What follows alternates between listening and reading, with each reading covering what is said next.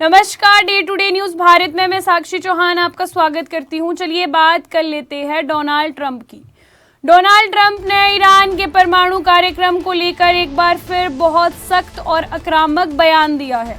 उन्होंने कहा कि अगर ईरान परमाणु हथियार बनाने में सफल हो जाता तो पूरी दुनिया के लिए एक विनाशकारी स्थिति पैदा हो जाती। खास तौर पर वेस्ट, ईस्ट और यूरोप में बड़े खतरे को देखने को मिलता। ट्रंप ने यहां तक कहा कि हालांकि इतने बड़े खतरे को साथ में लेकर इलाका टूट भी जाता। फ्लोरिडा के एक स्कूल कार्यक्रम के दौरान दिए गए इस बयान में ट्रंप ने अमेरिका की हालिया सैन्य कार्रवाई का खुलकर बचाव किया। उन्होंने कहा कि अमेरिका ने जो भी कदम उठाए हैं वो कोई विकल्प नहीं बल्कि एक ज़रूरत थी।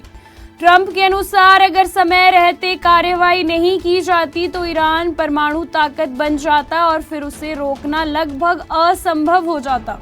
उन्होंने कहा कि अमेरिका दुनिया की सुरक्षा के लिए जिम्मेदार है और वे किसी भी ऐसे खतरे को बढ़ने नहीं देगा जो वैश्विक शांति को नुकसान पहुंचा सके।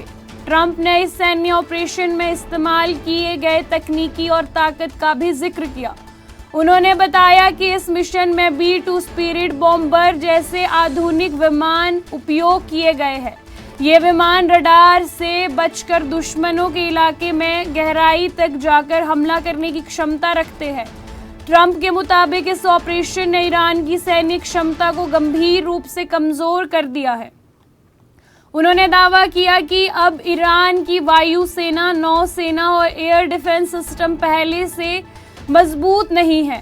ट्रंप ने कहा कि ईरान के पास अब प्रभावी रडार सिस्टम और आधुनिक हथियारों की कमी है जिससे उसकी रक्षा क्षमता पर बड़ा असर पड़ा है। हालांकि इन दावों की स्वतंत्र रूप से पुष्टि नहीं हुई है, लेकिन ये बयान अमेरिका के कड़े रुख को जरूर दर्शाते हैं।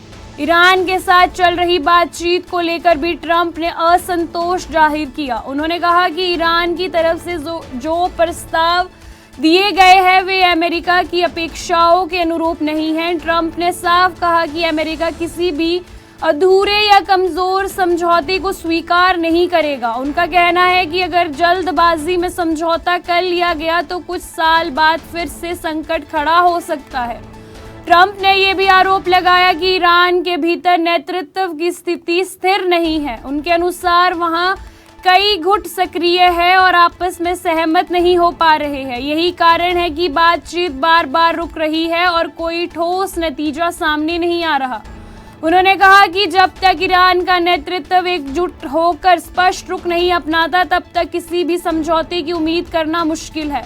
इस पूरे मुद्दे पर इजराइल का जिक्र भी अहम रहा। ट्रंप ने कहा कि अगर ईरान परमाणु हथियार हासिल कर लेता है तो सबसे बड़ा खतरा इजराइल को होता। इसके अलावा पूरे पश्चिम एशिया में स्थिरता बढ़ जाती, यानी कि पूरा जो पश्चिम एशिया है वो अस्थिर हो जाता और इसका असर यूरोप तक पहुंच जाता।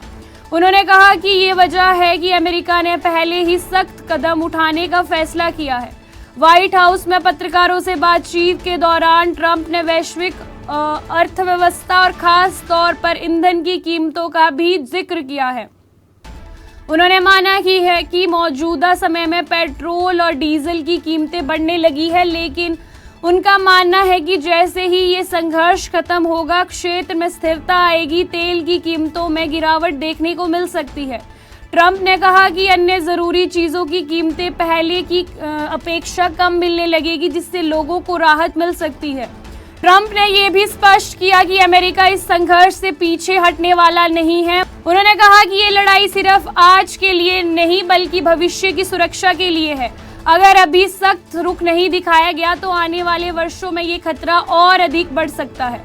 उन्होंने कहा कि अमेरिका का लक्ष्य केवल एक समझौता करना नहीं बल्कि एक ऐसा स्थायी समाधान निकालना है जिससे ईरान कभी भी परमाणु हथियार ना बन सके। इस बीच अंतर्राष्ट्रीय स्तर पर इस मुद्दे को लेकर अलग अलग प्रतिक्रिया सामने आई है। कुछ देश अमेरिका के इस कदम को जरूरी बता रहे हैं जबकि कुछ का मानना है कि सैन्य कार्रवाई से तनाव और बढ़ सकता है।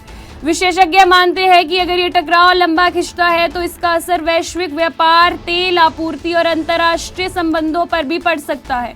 कूटनीति स्तर पर भी कोशिशें की जा रही है कि किसी तरह संकट को शांतिपूर्ण तरीके से इसका समाधान निकाला जाए। लेकिन ट्रंप के हालिया बयान ने ये साफ कर दिया है कि अमेरिका फिलहाल दबाव की नीति पर नहीं आगे बढ़ेगा। उनका मानना है कि सख्ती के बिना ईरान को रोकना असंभव हो पाएगा। कुल मिलाकर ये पूरा मामला सिर्फ अमेरिका और ईरान के बीच विवाद का नहीं, बल्कि ये वैश्विक सुरक्षा, ऊर्जा आपूर्ति और अंतर्राष्ट्रीय राजनीति से जुड़ा एक बड़ा मुद्दा बन चुका है। आने वाले समय में ये देखना बहुत महत्वपूर्ण होगा क्या दोनों देशों के बीच कोई ठोस समझौता हो पाता है या फिर तनाव और गहराता है। इस घटनाक्रम ने एक बार फिर ये सवाल खड़ा कर दिया है कि क्या दुनिया एक नए बड़े संघर्ष की ओर बढ़ रही है या फिर कूटनीति के जरिए इस संकट को टाला जा सकता है।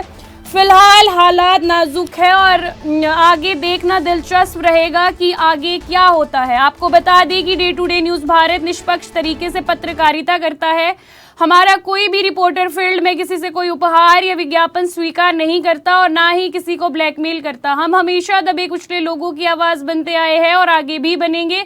साथ ही हम लोकतंत्र के चौथे स्तंभ को मजबूत करने की कोशिश करेंगे। अभी के लिए फिलहाल इतना ही। देश दुनिया की तमाम खबरें जानने के लिए Day to Day News Bharat को देखते रहे। साथ ही हमारे चैनल को लाइक, शेयर और सब्सक्राइब करना ना भूलें। नमस्कार।